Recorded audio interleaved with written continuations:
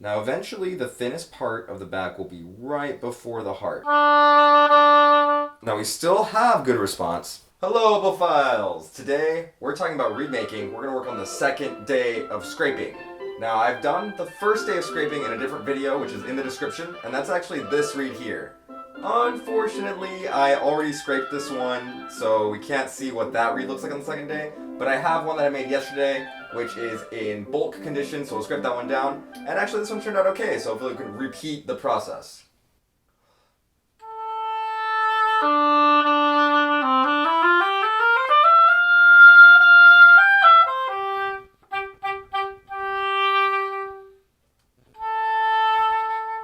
So if you want to figure out how to test your reed to make sure it sounds good, that video is also in the description. And let's get into reed making.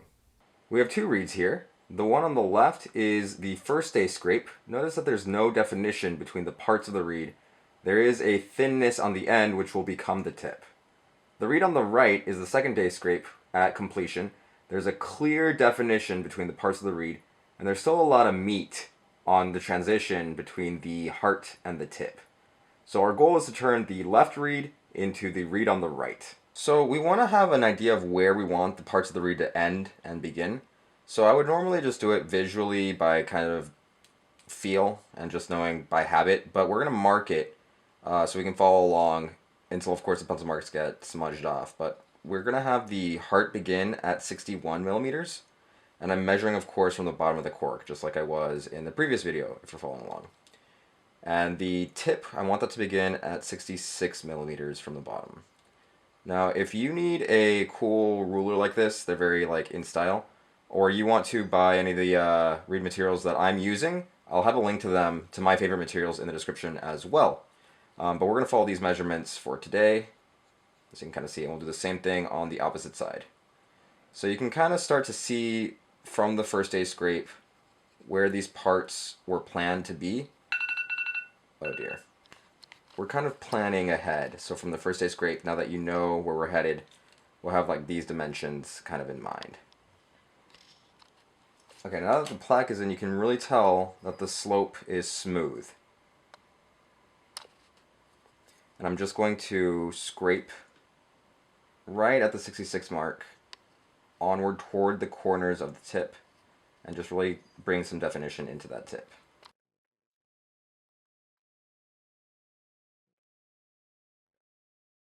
So if the knife is sharp enough, you should be able to use no pressure and just take the cane off so that you can get that real nice thinness at the end of the reed.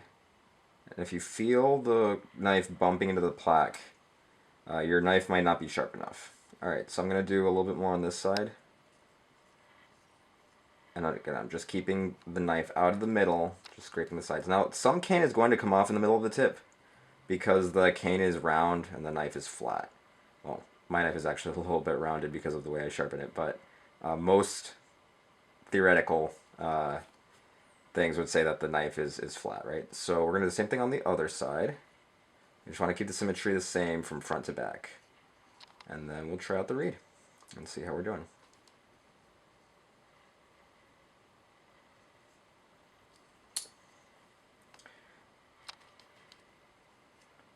While I'm scraping, it's a good opportunity to remind you guys to help out the channel by subscribing and hitting that thumbs up button. And if you have questions, or maybe you like had something that worked or didn't work for you reed making wise, let me know in the comments. I'd be super curious to know. Maybe I can talk about it in a future video. Alright, we're going to try that.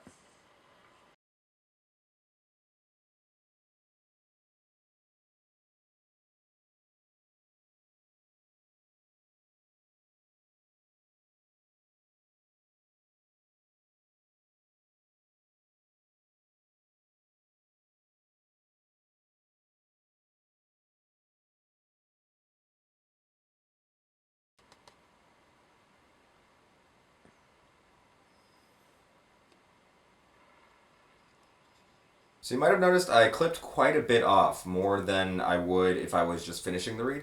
The reason is I really wanted to get the pitch of the reed higher, so let's see what happened.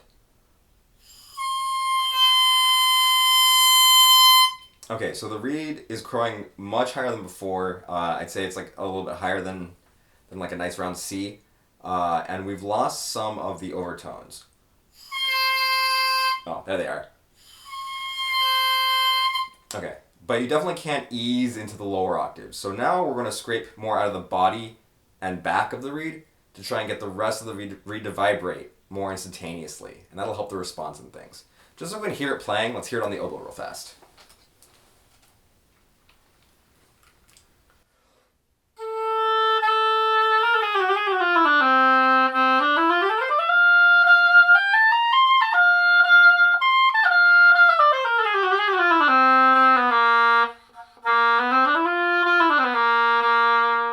So it sounds okay. The response is not where it needs to be. The initial attack of the reed is okay, but it doesn't vibrate through the whole thing yet.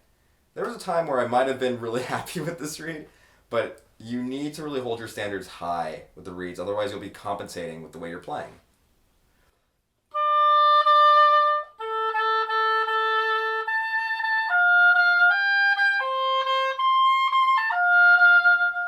Alright, so let's scrape on it. So at this stage you can see that the reed is still quite long. We've got about a millimeter of room to clip.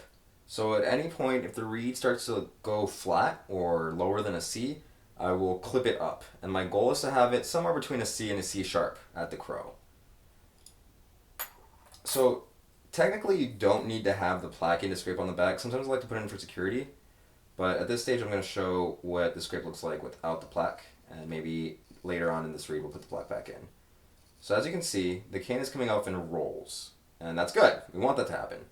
We want the knife to be sharp enough to where I don't have to put any pressure on. And this cane still comes off. Now I'm going to go really slow. But at home, you feel free. The back is like a good place to kind of take out your reed making energy and just kind of go up and down, straight up and down. Now eventually the thinnest part of the back will be right before the heart. But at this point I'm just reducing. Trying to maintain the curve and smoothness of the back into the heart. So I'm going a little bit past that line with some of the strokes, but mostly I'm respecting that line that we marked at 66, and it is disappearing. So I'm just scraping past that line, and notice we still preserved, I'm going to twist it back and forth so you can see the light reflected off at different angles. You can still see the spine through the reed. So we scraped off the back of the reed already. We're going to hear the crow. Actually, before we hear the crow, I want you to see what happened to the response, because weirdly enough we did not scrape on the tip at all, and yet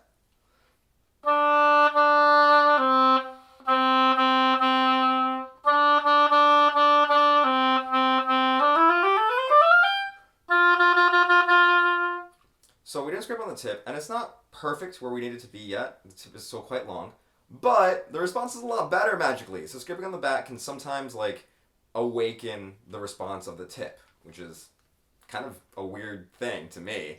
But maybe you expected that to happen. I never do. It always shocks me. So now let's do the crow. I'm expecting it to be lower. So definitely it's a lot easier, but it is a little bit lower than I want it to be, so I'm going to clip it again. So now we're going to clip a little bit less than we did last time.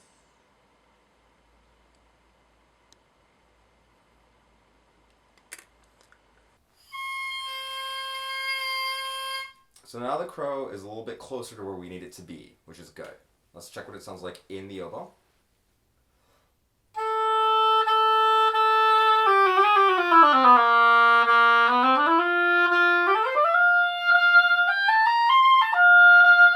And we're definitely moving closer to where we want the reed to be. But we're still not quite done. We need to do a little bit more definition in the tip, and now we want to get the rails of the tip much thinner and hopefully improve the reed before we put it away for the day. So we've scraped a lot on the tip, but there's still not a lot of definition between the heart and the tip, so I'd like to fix that. So I'm going to scrape right, I'm going to draw that line again because we've kind of lost it so you can see.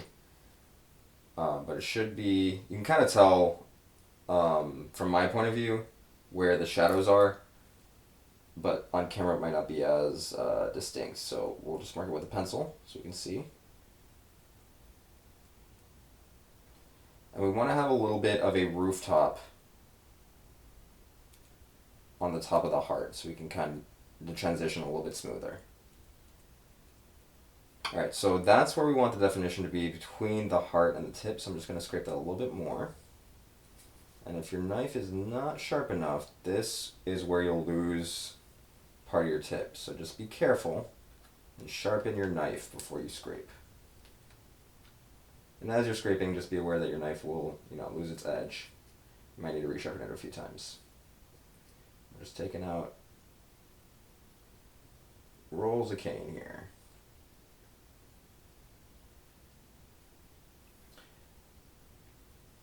I would suspect that my knife is actually not sharp enough for some people, or for the preferences of some people. A lot of it has to do with the angle of your knife and how you can scrape. But for the purposes of this video, I think we're going to be okay.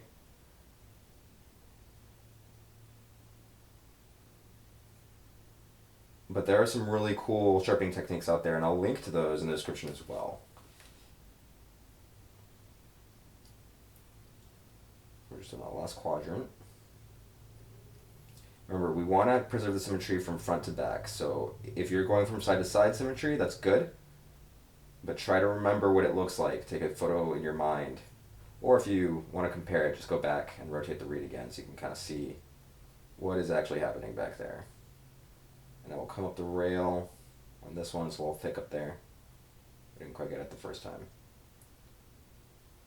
And we kept our corner. Okay, good. So that's good. I'm just going to make it look... Let's see, I lost it on this side earlier. So not quite as finessed. Just get all the way to the end. And when I do this, I feel like I'm only taking off dust. But that's kind of where you're at right now. There's not a lot of cane left. So if you take away half of the cane, it might just be a little dust. Okay, so now, last thing I'm going to do in this stage is scrape at the top of the back into the heart. I'm just going to make the space between the back and the heart a little bit thinner than the rest of the back. And again, you want a sharp knife, even when you're scraping on the back. I've heard the myth from time to time that you don't need your knife to be sharp to scrape on the back, but I just got a ridge there, and you want to avoid that by having a sharp knife. I'm just going to come in. Now at this stage, it's really fun to check out the profile of the reed. If you can see the profile, you'll start to notice some curves happening. And you want it to kind of curve downward into the heart, and then curve upward for the plateau, or the heart, and then curve back into the tip, very smoothly. The more rigidness is going to cause resistance in the reed, so just be aware of that. Maybe you need resistance, so you might create a more angular transition. Alright, so now we've taken a lot more cane off the reed, so we're expecting the crow to be lower. Let's check though. But notice the transition from silence into sound and then into the bottom octave is way smoother now. So that's good, we're heading in the right direction. Now the reed's not done yet, and it is a little bit lower than I'd like it to be, so I'm going to clip it again. But we're very close to being done with the second day scrape. I think the clip is going to be the last thing I do. Okay. And now we'll check the crow again.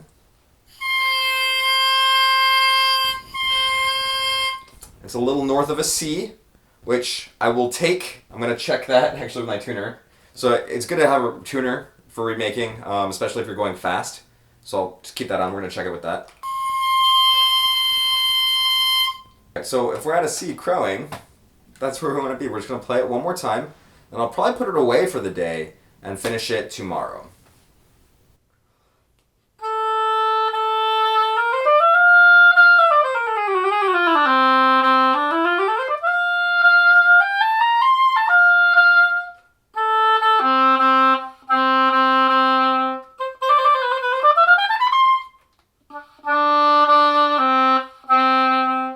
So the last thing is that the response to lower register is not quite as easy as we want it to be, but that's going to be for a different day when I'm finishing the reed. Now we still have good response, and probably if I was going to play a rehearsal or something, I might be able to use this reed, or if I was just going to practice. This would be a great reed to just practice on and do some scales and things and really get some peanut butter in the reed and have it be a little bit more honest the next time I scrape it. But that's it for the second day read. I hope you guys got something out of it, and if you did, don't forget to subscribe below and hit the thumbs up button so that more people can get to see the video. YouTube will shoot it out to more people who could use it. As always, when in doubt, play beautifully.